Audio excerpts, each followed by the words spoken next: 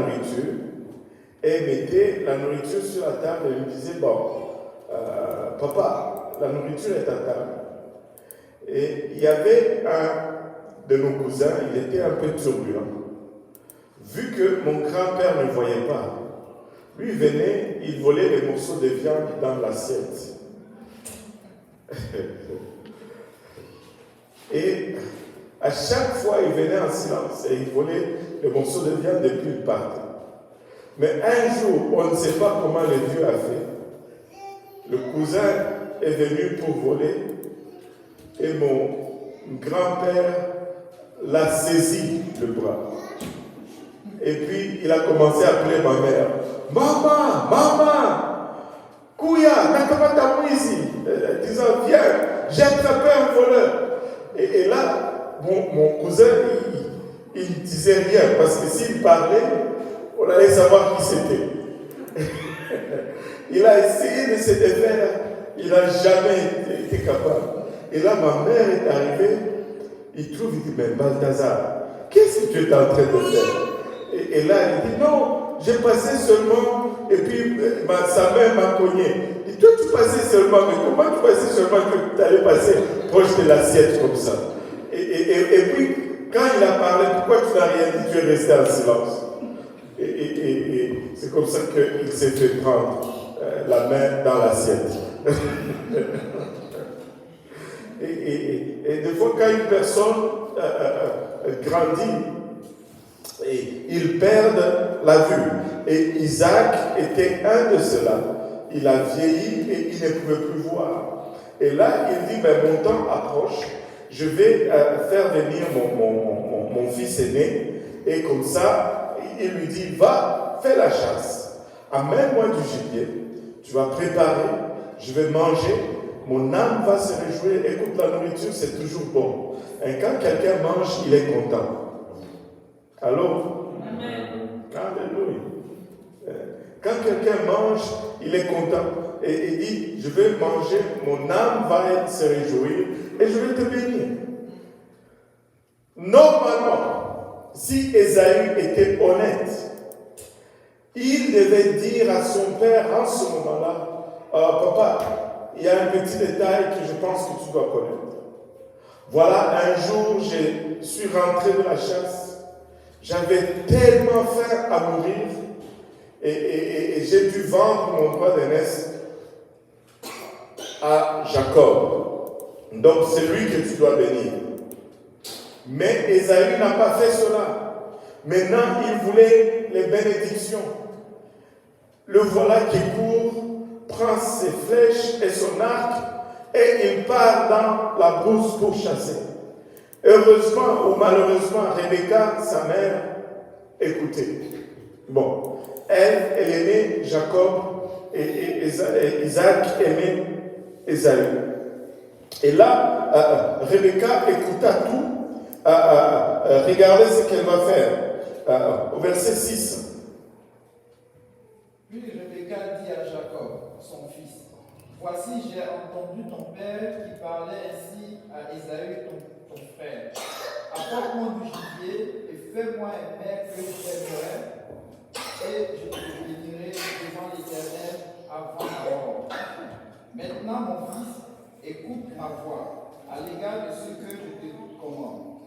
Va me prendre un troupeau de bons chevaux, je ferai pour ton père un mets comme il aime.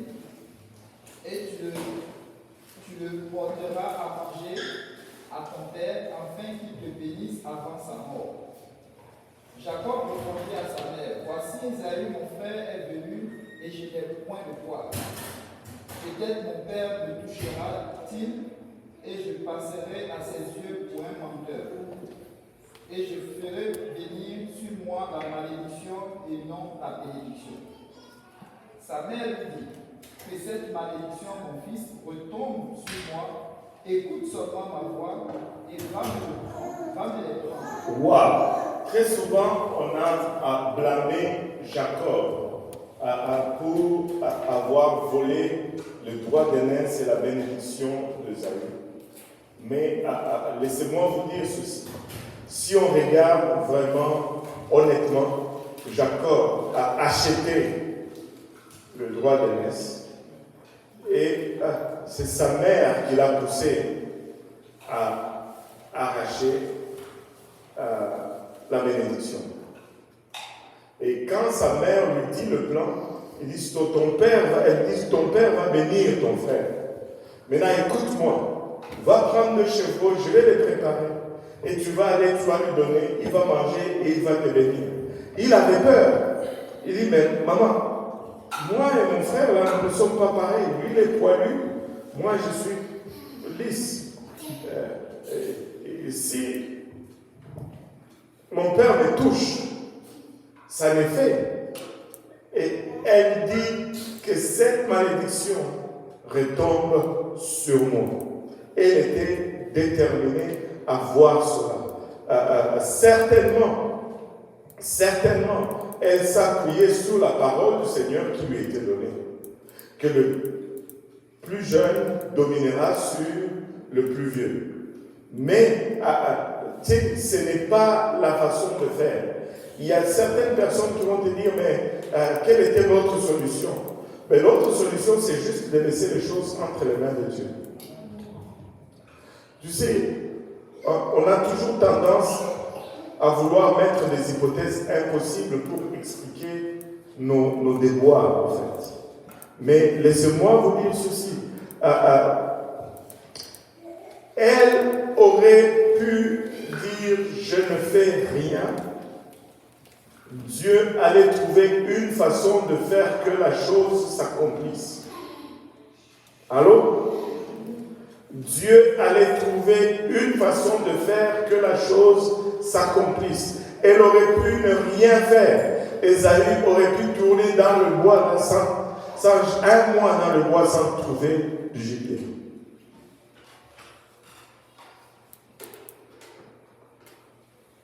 Mais très souvent, nous voulons, Dieu nous donne une promesse, nous voulons faire venir cette promesse. Dieu t'a dit, ok, tu vas gagner des âmes et tu commences à bousculer tout le monde à l'église. Non, calme-toi. Fais ce que tu fais, tout. Reste simple. Amen. Reste simple. Amen. Demeure dans les choses ordinaires de tous les jours. Ce n'est pas grave. Si c'est Dieu qui l'a promis, Dieu va l'accomplir. Allô?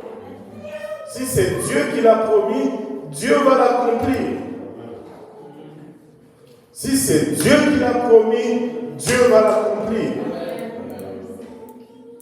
Si c'est Dieu qui l'a promis, Dieu va l'accomplir. Amen.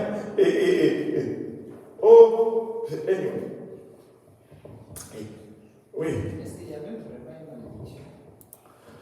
Parce que c'était possible que son père découvre qu'il voulait mentir. Et là, un mensonge va amener sûrement la colère de son père. Et la colère va amener une malédiction, c'est sûr. Et c'est de cela que Jacob avait peur. Et tu ne mens pas à ton père. Bon. Même si vous avez menti tout le long. Alléluia, amen, gloire à Dieu. C'est sous le sang, c'est sous le sang. Aïe, aïe, aïe. Les bulletins cachés. Oh Seigneur Jésus. Heureusement qu'il y a le masque. Vous êtes en train de rire sur vos masques. Je vois à travers. Alléluia. Et donc, Jacob, plutôt Ésaü, aurait pu errer à tout le long et ne pas